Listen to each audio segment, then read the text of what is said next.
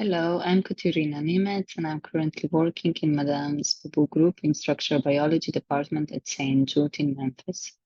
I will represent my PhD work that was done in Martin Slu's lab at Max Delbrück Center in Berlin, entitled Functional Modulation of PTH1R Activation and Signaling by RAMP2.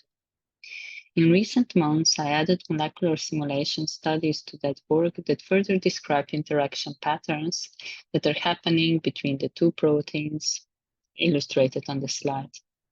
In my talk, I want to describe the modulation of conformation in PTH1R activation process that happens upon RAMP interaction, show you how that interaction modulates intracellular signaling, and lastly, describe the structural fingerprint of interaction that came from our structural homology modeling and was further investigated with molecular dynamic simulations.